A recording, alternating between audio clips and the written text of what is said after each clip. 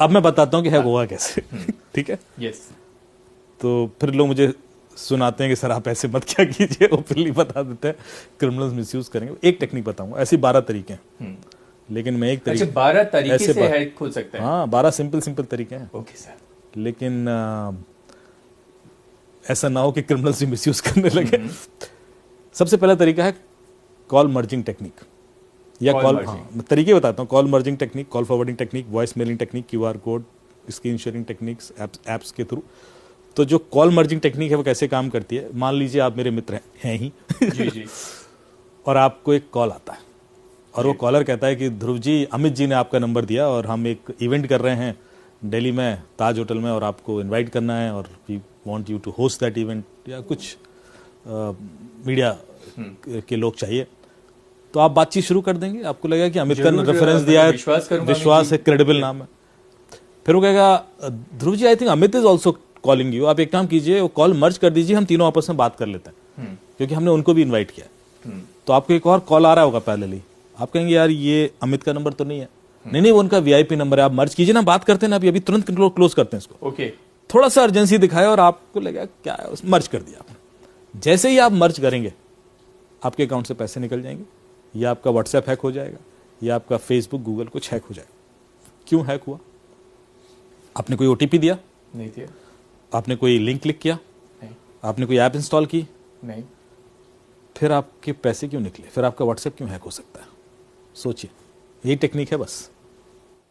कैसे? मैंने आपने 2 इनकमिंग कॉल मर्ज की, यस, यही क्या? यस। चैलेंज यह था कि दोनों इनकमिंग कॉल अननोन नंबर से थी, इसमें से एक भी नंबर आपके फोन में सेव नहीं था। बिल्कुल करेक्ट, yes. ये वाला भी अननोन था, वो भी अननोन था। yes. बस यही नहीं करना है। ये जो दूसरा कॉल आपको आया वो OTP का कॉल था। आजकल सारे OTPs कॉल पे आते हैं। okay. जो पहले SMS पे आते थे, now you have an option to invite them on call. WhatsApp का OTP कॉल पे भी मंगा सकते हो, yes. बैंक का OTP कॉल पे मंगा सकते हो, गूगल का OTP कॉल पे मंगा सकते हो, फेसबुक का OTP कॉल पे मंगा सकते हो। तो जब वो क्रिमिनल आपसे बात कर रहा है, जो पहला कॉल है वो तो क्रिमिनल का है, वेरी क्लियर। उसने कहा अमित जी का कॉल आ रहा है, अमित का इस कॉल से कोई लेना देना नहीं है। तो दूसरा कॉल वो बैंक का है, वो बैंक के OTP का कॉल है, आपने कॉल मर्ज कर दिया। जैसे ही आप कॉल मर्ज करोगे तो क्रिमिनल को OTP सुनाई दे जाएगा। By the time you realize कि यार ये अमित क्या बोल रहा है, तब तक तो वो रेडी है ना अप्लाई करने को, कोड अप्लाई करेगा और ओके। तो आपका OTP ही तोड़ाना है। बिल्कुल। उसके बाद लगता है कि आपने OTP बताया नहीं, फिर भी आपके अकाउंट से पैसे निकल गए। तो एक और चीज मैं हमेशा बोलता हूं अपने अवेयरनेस सेशन में कि जितने भी आपने poster banner cyber safety awareness के देखे होंगे, उसमें लिखा होता है अपना OTP मत दीजिए, OTP मत दीजिए। आज सुबह से सुने जा रहा हूं मैं, बिल्कुल सर, रेडियो पे भी ये चिल्लाते रहते हैं। एक्चुअली कोई कभी OTP देता ही नहीं है। अभी आप कितने भी केसेस देख लीजिए, कभी ऐसा हुआ कि आपसे कहा हुआ कि ध्रुव जी अपना OTP बताइए, हाँ लीजिए ना, ये लिख लीजिए। अच्छा वो अपना पासवर्ड भी तो बता दीजिए, हाँ पासवर्ड भी लिख लीजिए। ऐसा होता है क्या कभी? नॉर्मली क्या अपना पासवर्ड मत दीजिए, OTP कोई नहीं देता। 99.99% लोग नहीं देते, बहुत ही रेयर होगा जो शायद दे भी दे।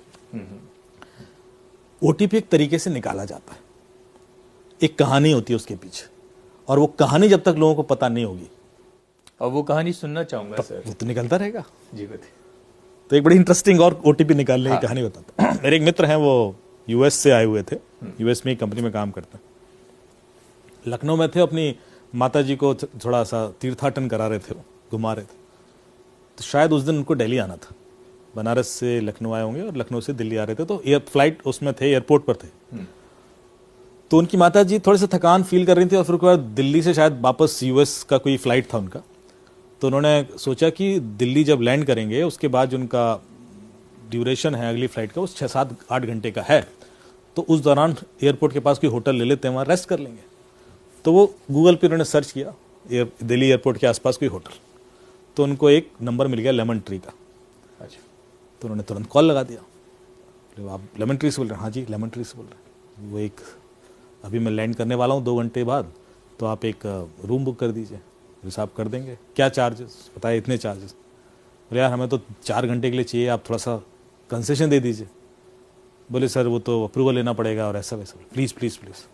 फिर थोड़ा ड्रामा किया उसने, कहा साहब अप्रूवल ले लिया हमने, 1800 रुपये में आपको 4 घंटे के लिए दे देंगे। वेरी गुड यार, मतलब मतलब एक अच्छा होटल आपको 4 घंटे की थोड़ा डिस्काउंट दे दिया उसने। तो बोला ठीक है सर आप कर दीजिए बुक। तो बोला आप पेमेंट कर दीजिए। तो बोले आप अपना कार्ड डिटेल दीजिए। बोले कार्ड डिटेल में कैसे दे दूं? बोले अरे मैं आपसे ओटीपी थोड़ी ना मांग रहा हूँ, मैं आपसे कार्ड डिटेल मांग रहा हूँ, ओटीपी मत बताना। हाँ पॉइंट है। उसने कार्ड डिटेल दे दिए, उसने कार्ड डिटेल भरे। उसने कहा सर वो 1600 रुपये का मैंने ओटीपी भेजा है, आप देख लीजिए ओटीपी आया होगा। तो उन्होंने देखा 1600 रुपये का ओटीपी आया था। उन्होंने कहा ये लीजिए। उसने ओटीपी डाला, 1600 रुपये चले गए। अब वो बंदा बोला ठीक है मुझे आप बुकिंग नंबर दे दीजिए। बोले सर वो पेमेंट रिफ्लेक्ट नहीं कर रहा है आप। ओके, कह रहा ऐसे कैसे हो सकता है? और इधर 1600 रुपए कट और दिए। हमारे अकाउंट से निकल गया, एसएमएस आ गया।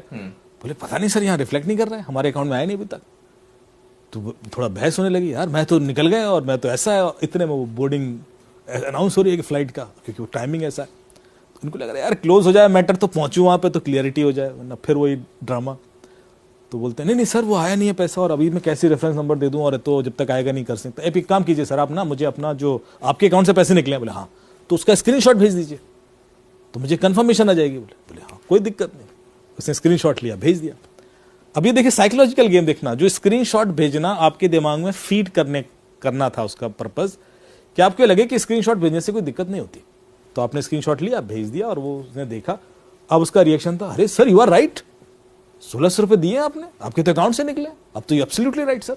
मतलब कितना इमोशनल। अब आप देखिए हाँ पूरा हर चीज नोटिस कीजिएगा। तो फिर मेरे अकाउंट में क्यों नहीं दिख रहा है, मतलब कहीं गड़बड़ है सर। आप एक काम कीजिए, हो जाता है कई बार सर ऐसा, आप 1 रुपये और ट्रांसफर कीजिए, क्योंकि कई बार क्या होता है वो पिछला वाला ना क्यू में अटक जाता है। तो 1 रुपये जब निकलेगा तो ये वाला भी एसएमएस आ जाएगा। अब पढ़ा लिखा आदमी है, सब जानते हैं कि ऐसा नहीं होता, लेकिन कम्युनिकेशन इतना डेंस हो चुका है, इंटेंस। तो उन्होंने कहा ठीक है साहब 1 रुपये और कर लेते हैं, 1 रुपये में क्या नुकसान है। तो उसने बोले 1 रुपये का फिर ट्रांजेक्शन किया। बोले सर वो ओटीपी आया होगा बता देना। तो इन्होंने देखा तो वो ओटीपी 16,000 रुपये का था। बोले यार ये ओटीपी तो 16,000 का है। बोले नहीं सर 1 रुपये ट्रांसफर किया मैंने। क्या बात कर रहे हो आप, मैं 16,000 क्यों ट्रांसफर करूंगा? अरे बोले नहीं ओटीपी 16,000 का। बोले नहीं नहीं 1 रुपये का, नहीं 16,000 का, 1 रुपये का। अरे आप स्क्रीनशॉट भेजिए सर। स्क्रीनशॉट भेज दिया। फिर दोबारा आप समझे नहीं बात को। पहली बार जब स्क्रीनशॉट भेजा था तो उसमें ओटीपी नहीं था, अब जो स्क्रीनशॉट भेज रहे हो उसमें तो ओटीपी है। आपसे सीधे सीधे ओटीपी नहीं मांगा, आपसे घुमा से स्क्रीनशॉट निकलवा लिया। बात तो वही है ना। तो पहली वाली एक्सरसाइज में उसने सिर्फ आपके दिमाग में डाला कि स्क्रीनशॉट भेजने से दिक्कत नहीं होती। जैसे ही दूसरी बार में स्क्रीनशॉट भेज जाओ, उसने ओ ये क्या कर दिया मैंने तो ओटीपी भेज दिया। तो उसने अप्लाई किया, निकल गए 16,000। ये तो वो फ्लाइट बोर्ड करने वाले थे। तो आप देख रहे टेक्निक्स कितनी सोफिस्टिकेटेड। हर ओटीपी के पीछे कहानी है, और ऐसी 12-13 कहानियां जो ओटीपी चुराने की ही है मेरे पास अलग अलग क्लाइंट से आती।